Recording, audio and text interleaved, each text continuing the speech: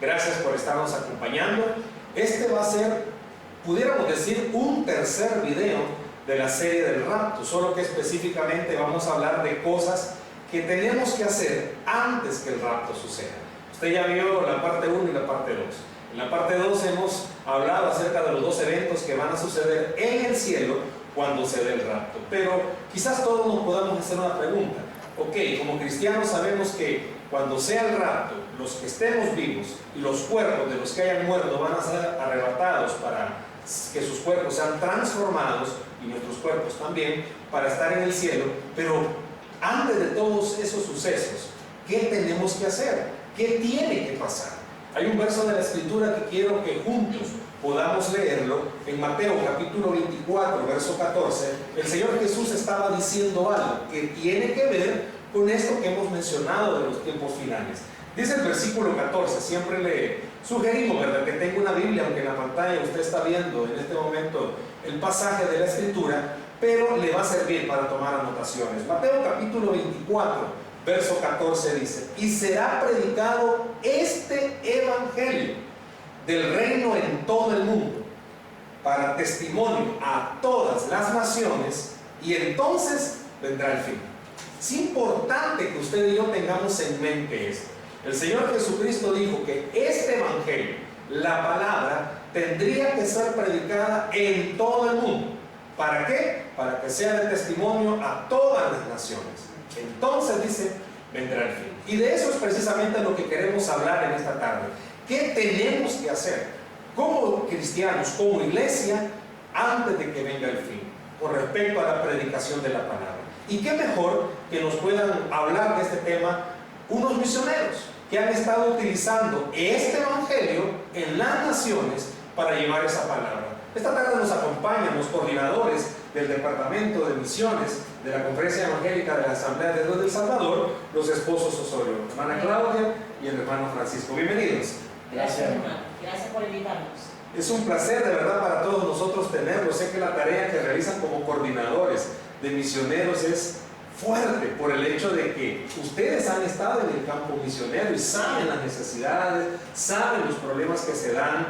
Muchísimas personas, bueno, es más, hace poco nos estaban escribiendo y saludamos a los de la iglesia de la filial de San Miguel por el hecho de que ellos tienen dentro de la congregación personas que quieren ir a las misiones. Muchísimas veces el problema mayoritario es el choque transcultural, pero quizás ese sea tema para otra ocasión, para otro video. Pero esta tarde nos aborda un tema bien importante. Pero quizás antes de abordarlo, conozcámoslos un poco a ustedes. ¿Cómo nace, hermana Claudia, comencemos con usted, cómo nace esto de la pasión por las misiones, por la evangelización?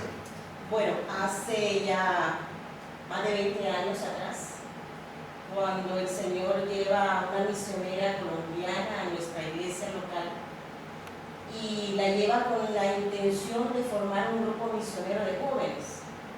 Éramos más jóvenes que hoy, ¿verdad? Y ella comenzó a formar un grupo de misiones.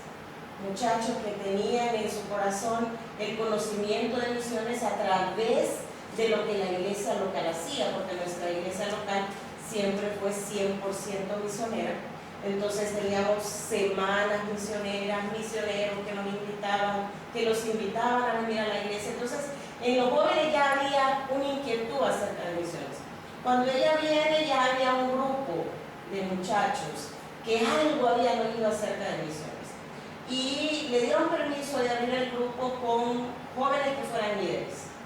En ese tiempo mi esposo era líder de prejóvenes, así es que él automáticamente fue absorbido por el grupo.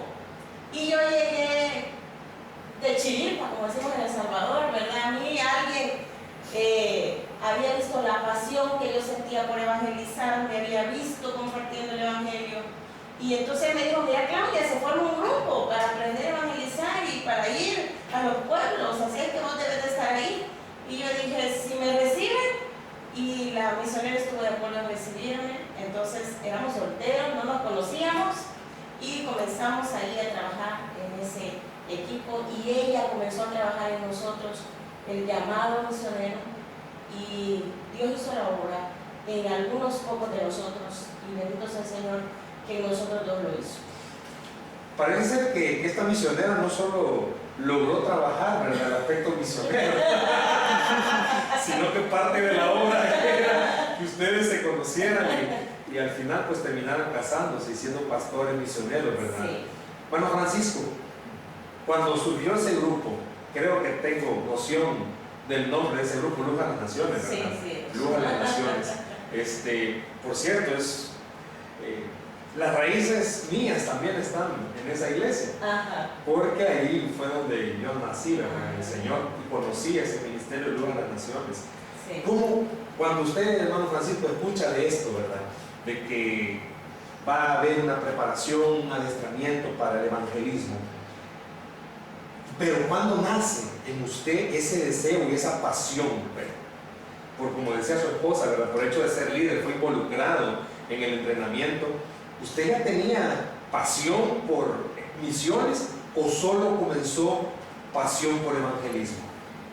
Bueno, en mi caso es un poco diferente. Yo vengo de un trasfondo de catolicismo. Mi familia era una familia tradicional católico romano, apostólico romano. O sea, pero como fui criado desde el primer grado, desde que yo entré a estudiar mis primeros años de escuela, fui criado en colegio católico, entonces mi perspectiva y mi panorama de servir a Dios estaba solamente enmarcado en el contexto católico. Esto quiere decir que ahí surge mi deseo a través de estudiar la biografía de ciertos hombres, ¿verdad?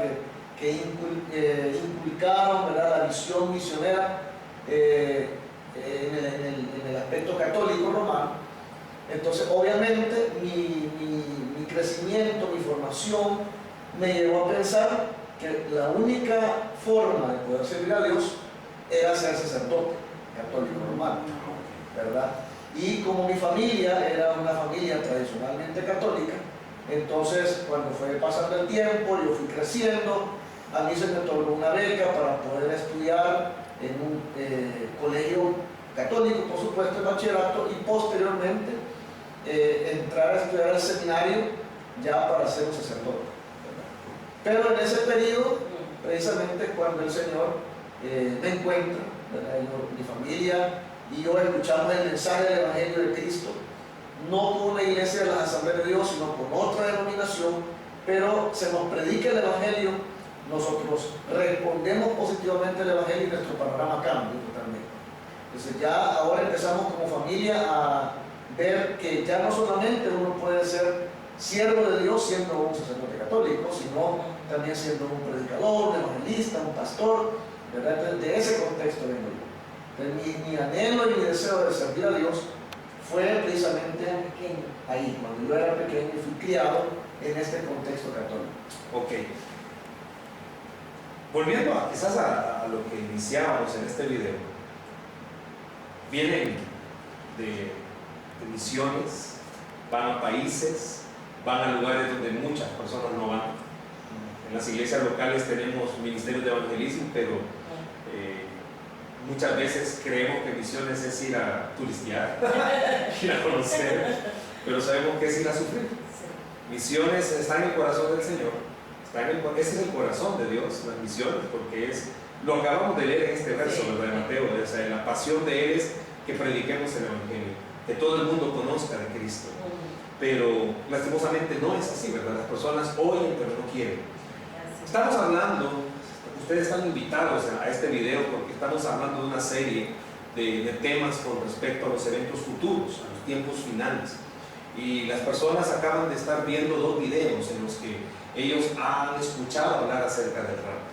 Pero antes del rapto, el Señor nos exhorta a los cristianos a evangelizar, a llevar la palabra, como misioneros. Y ahí sí le doy la opción, quien no quiera contestarnos, como misioneros, conocedores de la palabra, conocedores no solo de la palabra, sino de las conversiones, de lo fácil o difícil que puede ser, pero también de el rechazo que se recibe a la palabra.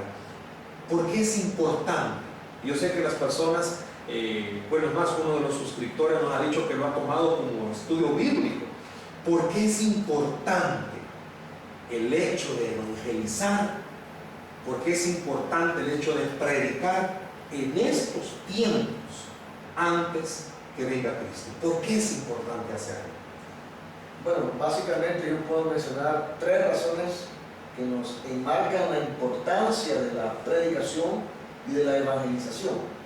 La primera de ellos es el sentido de urgencia que Cristo estableció, ¿verdad? Él nos dice que debemos de pedirle al dueño y señor de la mies que envíe obreros a su mies.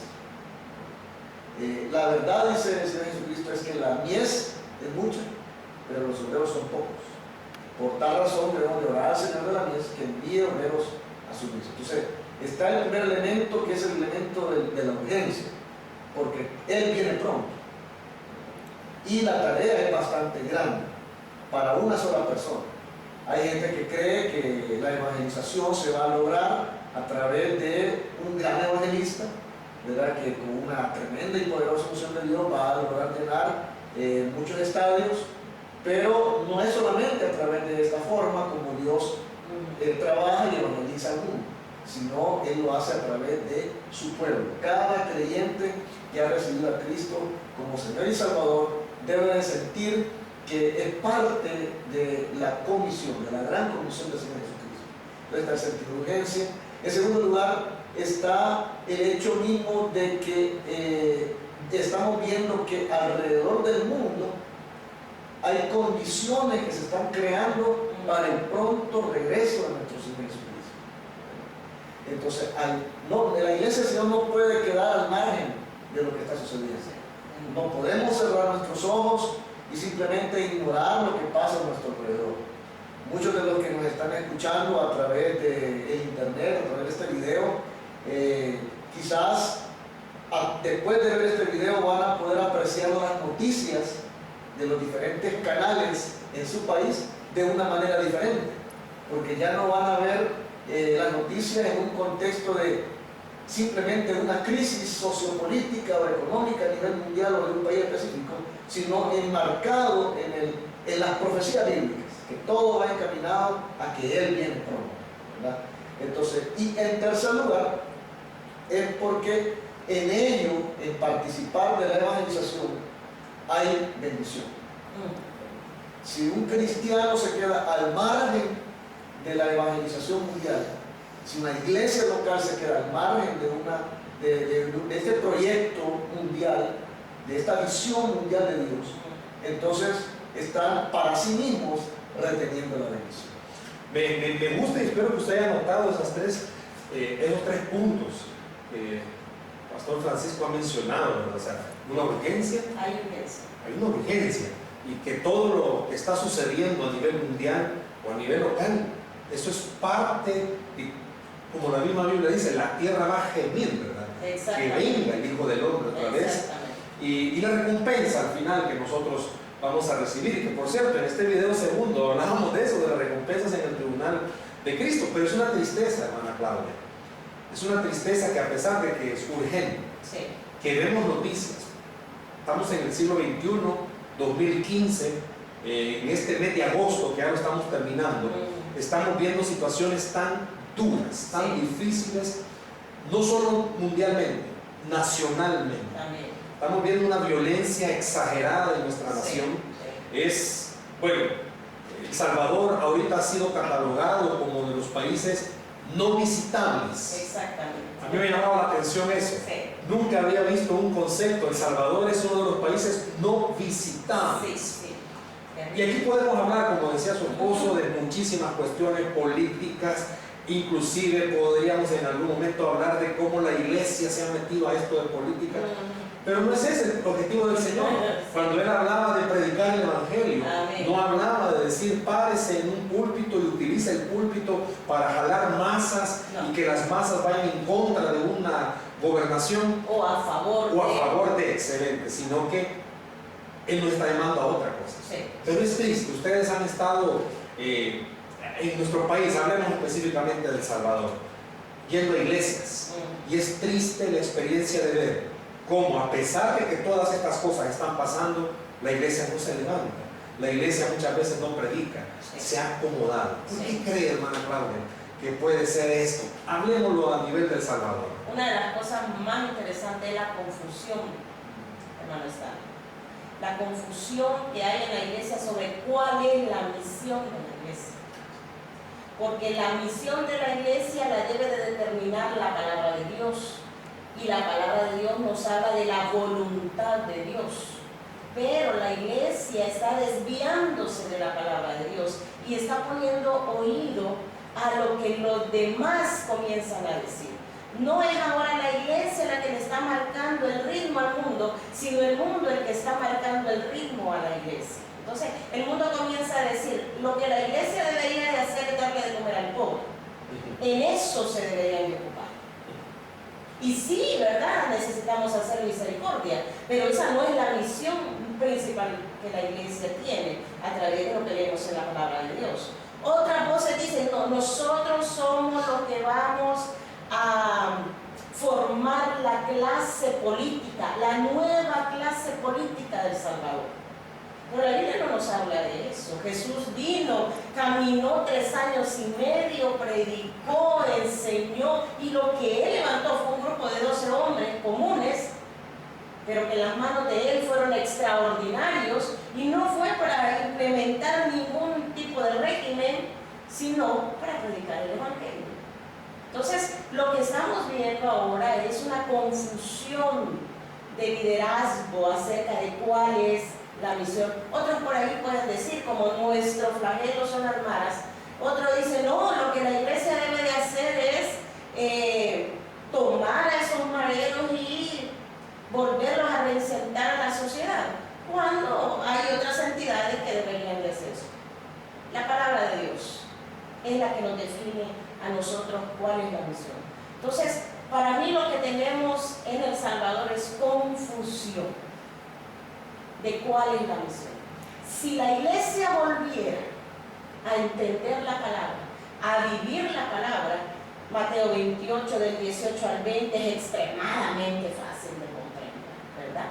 Ir y hacer discípulos a todas las naciones. Es más, el versículo que usted le leía al inicio de este video dice que este evangelio será predicado para testimonio a todas las naciones, y entonces vendrá el fin. No significa que yo debo de estar sentada o haciendo otra cosa, debo de apresurar la venida del Señor a través de la evangelización. Los medios nos lo permiten. Un canal en YouTube, una red social nos permite llegar más allá, y por sobre todo las vías que ahora hay. Ahora los aeropuertos parecen que son estaciones de autobuses, ¿verdad? La gente se puede mover de un lado para otro. Entonces, todo eso es porque también nos está permitiendo llegar a lugares donde antes era inaccesible. ¿Por qué es todo esto? No solo veamos lo negativo, veamos también lo positivo que hay. Lo que Dios ha permitido que tengamos en esta época. Según los misionólogos, los estudiosos, dicen que hoy estamos en la mejor época para predicar el Evangelio. Por todo el avance tecnológico que tenemos, ¿verdad? Entonces lo que nosotros vemos que hay en la iglesia es confusión. Amén. Voy a usar 2 palabras uniendo las participaciones de ustedes. Lo último que usted mencionaba, confusión, por el hecho de que la iglesia ha perdido entonces de vista cuál es su misión y cuál es su visión. Y como ha perdido su visión y su misión, se les olvida el segundo punto que usted decía, ¿cierto? Que todo lo que sucede a nivel mundial tendría que alertarnos. Sí. Nosotros en uno de los videos del rapto mencionábamos que este tipo de videos, valga la redundancia, deberían de ser evangelísticos, por el hecho de que nos tienen que hablar y exhortar a cumplir esto, a hablar de Cristo. Muchas veces en el hogar nos sentamos a discutir y pérdida de tiempo cuando hay miembros de esa familia que no son cristianos, sí, que no conocen a Cristo. Pero lo que está sucediendo, que inclusive líderes religiosos, lastimosamente, se levantan y pierden la visión y creen que es otra su visión, eso es parte de lo que el Señor Jesús dijo que iba a pasar. Entonces debería también alertarnos. Si usted conoce a algún líder religioso que está haciendo eso, Sí. en vez de criticarlo, dígase a sí mismo, debo de seguir predicando, Amén. porque el que un líder religioso se haya levantado y se haya desviado de su misión, que es predicar de Cristo, es una alerta, Sí. porque entonces el Hijo del Hombre está más cerca. Amén. Amén. No estamos en la era cuando inició la iglesia primitiva, pero cuando inició la iglesia primitiva hubieron persecuciones, Sí. hubieron matanzas, hubieron torturas. Siglo XXI, ¿habrá alguna diferencia? Realmente no. O sea, y la persecución, el castigo, la discriminación hacia el cristianismo no es solamente asunto de los primeros siglos de la iglesia cristiana. Persecución ha habido en todas las etapas de la iglesia cristiana. En todas las eras de la historia de la iglesia cristiana ha habido persecución, y en este tiempo en el cual estamos viviendo no va a ser la excepción, ¿verdad? Ahora, la iglesia debe de estar preparada para encarar y enfrentar los desafíos que nos ha tocado vivir. Para la iglesia de América Latina, la iglesia cristiana evangélica de América Latina debe de estar preparada para la persecución. O sea, la palabra persecución en el aspecto secular es todo aquel trato discriminatorio, ¿verdad? Que se le da a cierta persona, ya sea por su creencia religiosa, o por sus ideologías, por su color de piel, etc. Ahora bien, la iglesia cristiana evangélica necesita saber y darse cuenta que nos ha tocado vivir en un tiempo interesante donde va a haber persecución. Y está habiendo persecución de la iglesia en muchos lugares. Nosotros estamos para cumplir 23, personalmente yo estoy para cumplir 23 años de ser pastor a tiempo completo con las Asambleas de Dios. Y en ese tiempo nosotros hemos visto persecución en nuestro país, quizás en el aspecto del trato discriminatorio. Yo recuerdo que en un pueblo llamado Verapaz, en el departamento de San Vicente, que fue nuestro primer campo como esposos, mi esposa y yo, recuerdo que ahí justamente el líder religioso del pueblo le dio una orden a todas las tiendas y a todas las personas que venían en el mercado Que no le vendieron. que no vendieran. A la esposa del pastor no le vaya a No dar. me podían vender ni un tomate. ¿Verdad? Y la canasta del tomate podía estar llena, y llegaba mi esposa y le decía, mire, véndame unos 2 tomates. No hay eso. Y eso Todos que están- apartados. y esos que están ahí, todos están apartados. O sea, eso es Persecución. Persecución. ¿verdad?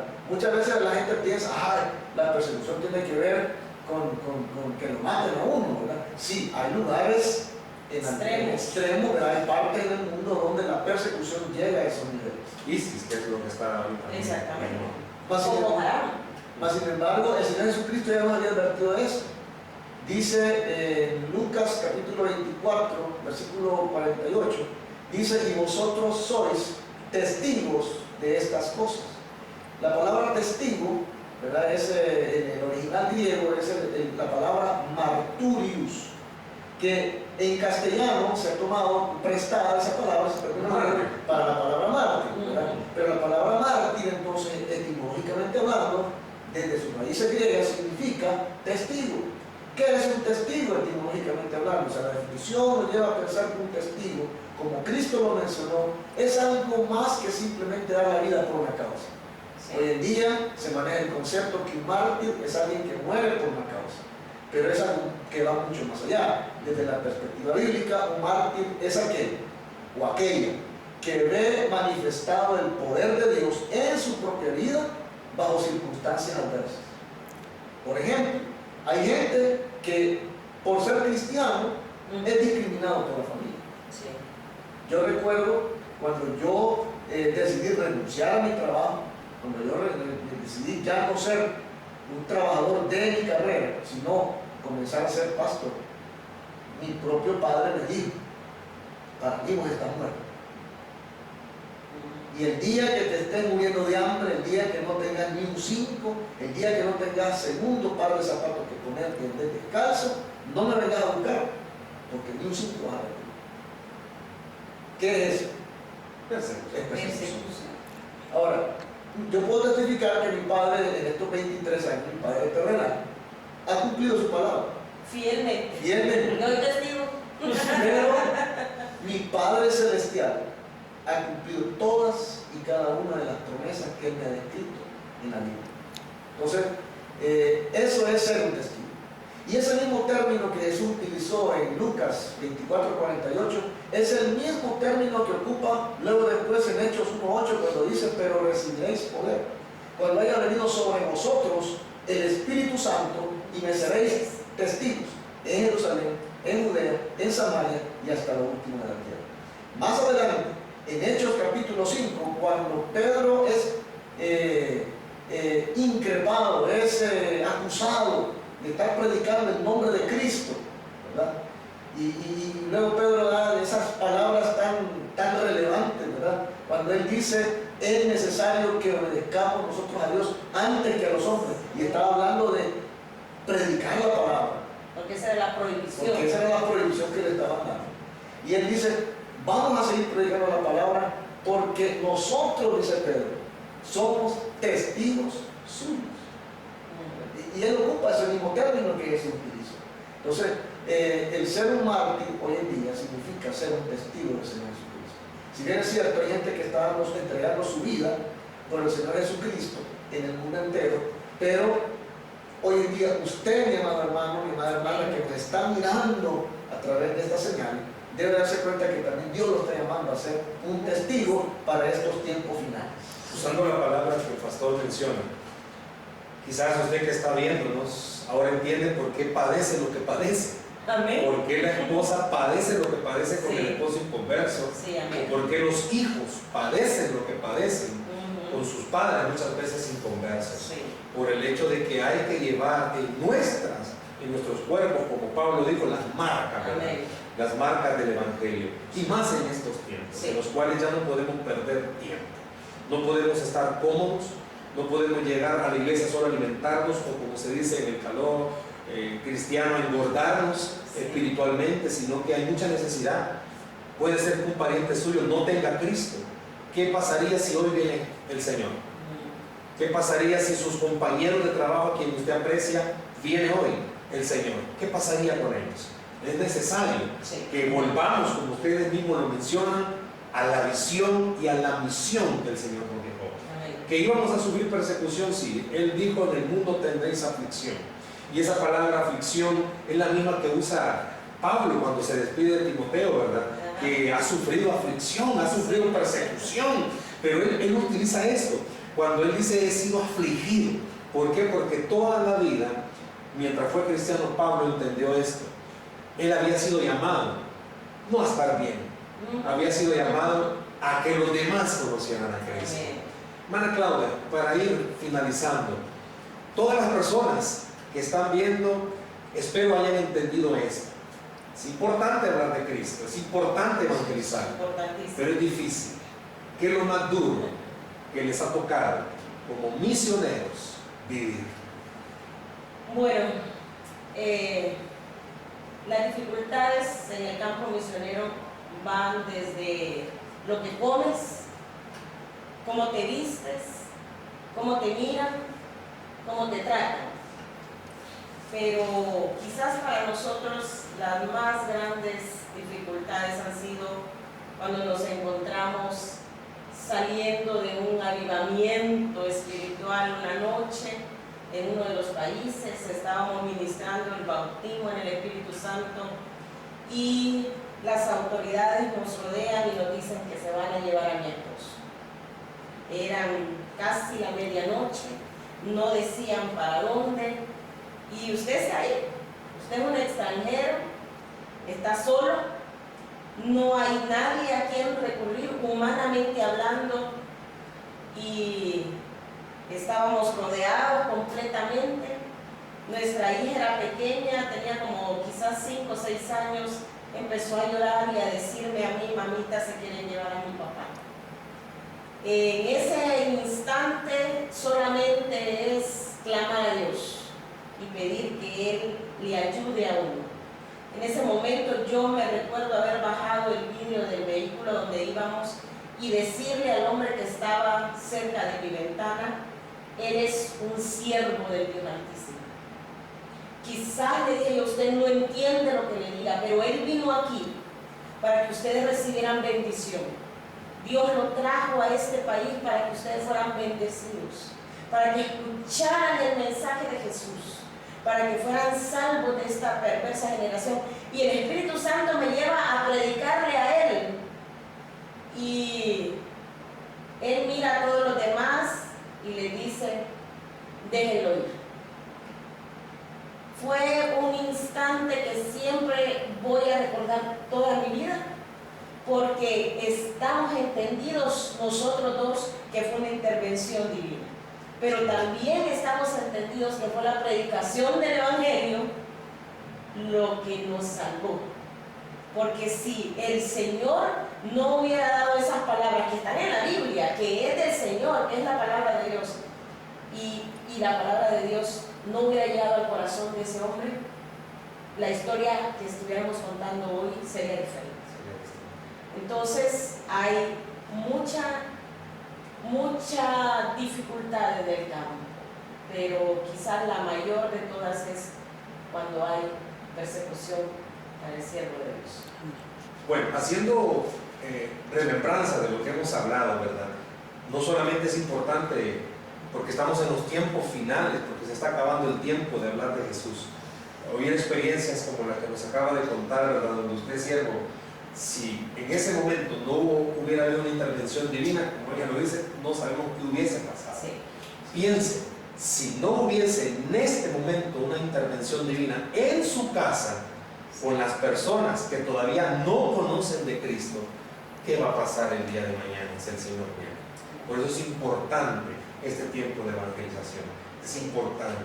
Si tuviese en este momento, siervo, la oportunidad que de los cielos escuchar y le dijeran, hijo amado, delante de ti tienes a toda una nación, y esta va a ser la última vez que esta nación va a escuchar de mí, ¿qué le diría? Si lo estuviera frente a usted, Señor. Bueno, que hoy es el tiempo aceptable para volverse al Señor. Yo sé que hay gente que me está escuchando en este momento y nos está mirando, que tú sabes perfectamente que le has fallado al Señor. Tú sabes perfectamente que los pensamientos que has albergado en tu mente no han sido gratos delante del Señor.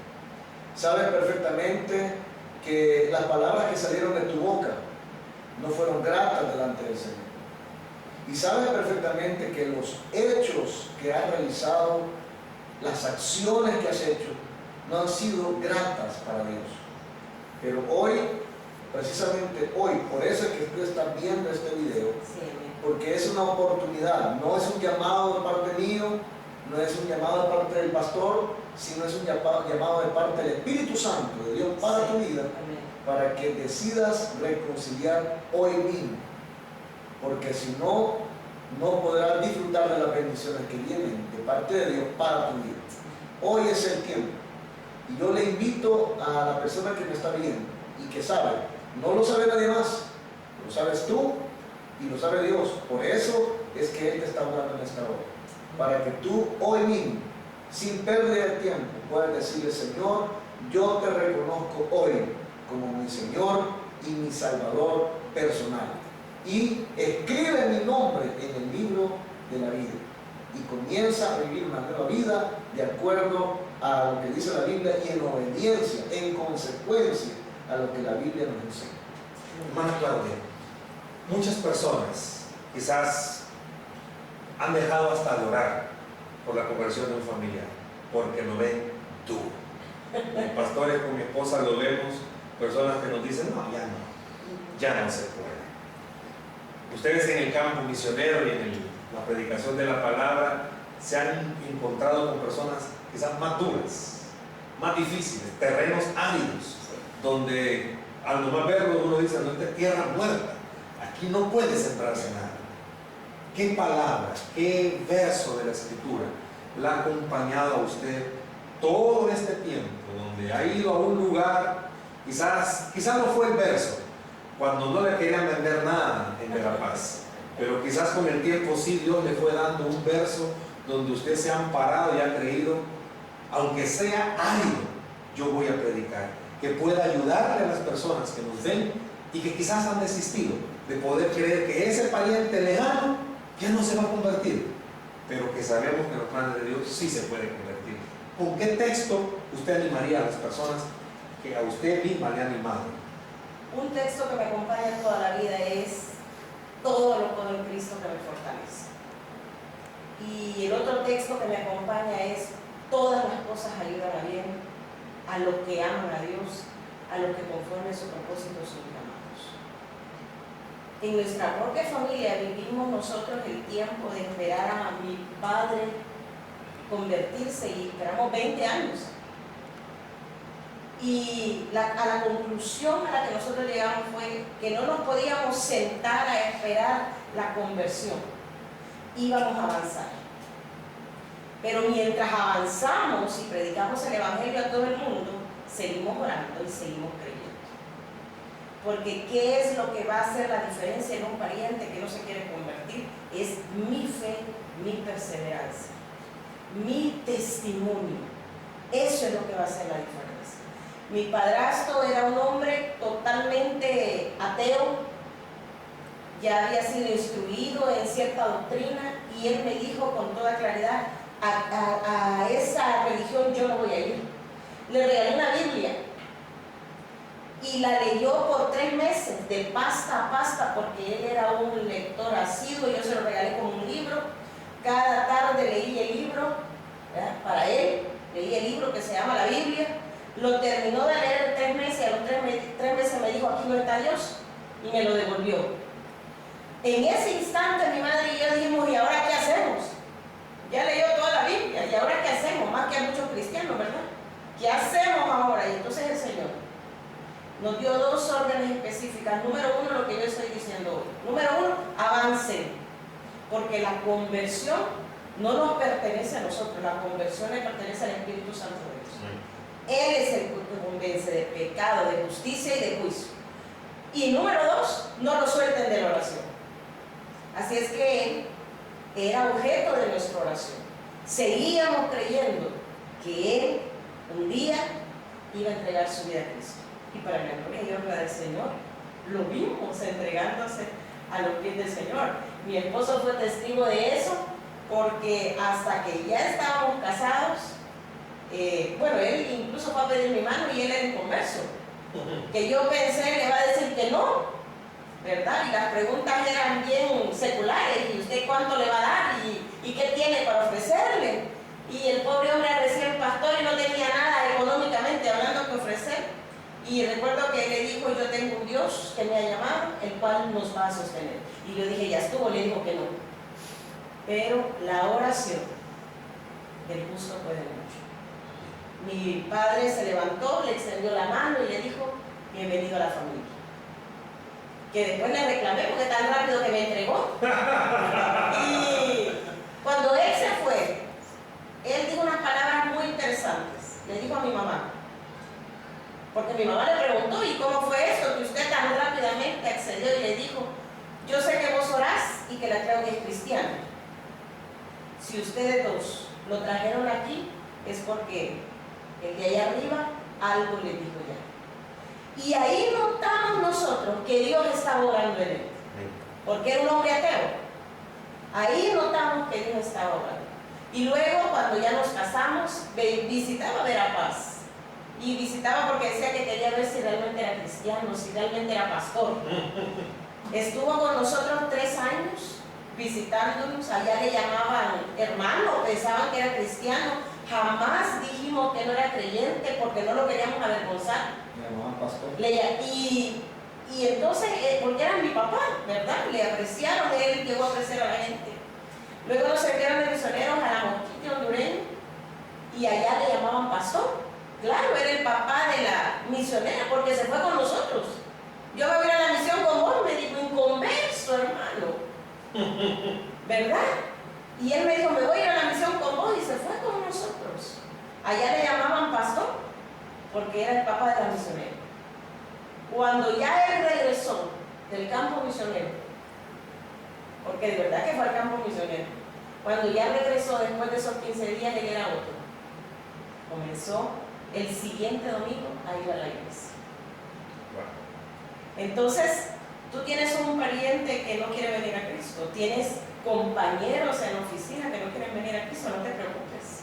Esa no es tarea tuya, la tarea tuya es simplemente de proclamar el Evangelio y de orar, clamar que el Espíritu Santo desciende en tu casa, en tu trabajo, ahí donde tú te mueves. Esa es tu tarea. El resto, lo más grueso, es del Señor. Así es que te animo en el nombre del Señor. Sigue adelante, porque no es tuya la conversión viene del Señor. amén, qué bonito. Usted ha escuchado dos cosas: avance y no deje de orar. Amén. Avance y no deje de orar. Yo me atrevería a decir algo: cuando usted le dio la Biblia y la leyó, al final, cuando él aceptó a Jesús y los cambios que él tuvo, se cumplió. La palabra nunca regresa vacía. Amén, amén. Quizás en el momento, como usted misma lo dijo con su mamá, fue: ¿y ahora qué hacemos? Sí. Pero usted acaba de decir algo: es que no somos nosotros los que hacemos las Sí, conversiones. amén. Su papá leyó la Biblia 3 veces, Sí, la leyó de pasta a pasta, de pasta a pasta. y él, cuando le entrega la Biblia, dice: aquí no está Dios. Sí. Claro, ahí ya no estaba, porque había entrado al corazón. Amén, amén. Y eso es lo que yo le puedo decir a usted: no desista de hablar de Jesús. No importa qué difícil, no importa si está en alguna adicción, en algún vicio, y usted cree que eso es un caso imposible. Para Dios no hay nada imposible. Pastores, muchas gracias por este tiempo. Sabemos que tienen una agenda muy ocupada. Les agradecemos por el privilegio de haber compartido con nosotros estos minutos. Muchas gracias. Gracias a usted.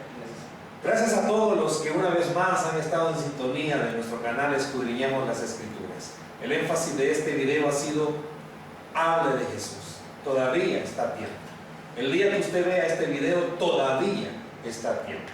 Muchas personas nos dicen que nos han pedido permiso para descargarlo, grabarlos en CDs, en DVDs y regalarlo. Hágalo. Es un medio de evangelismo. Sabemos que el Señor Jesús toca los corazones de las personas que usted cree que ya no van a ser tocados. Estamos a tiempo. El versículo con el que comenzamos este audio, este video, decía: cuando este evangelio sea predicado en las naciones, en el mundo, será testimonio. Y ahí es el fin. Todavía estamos a tiempo. Usted no sabe cuándo el Hijo del Hombre va a venir. Muchísimas gracias por su atención. Los esperamos en nuestro próximo video de Escudriñemos las Escrituras.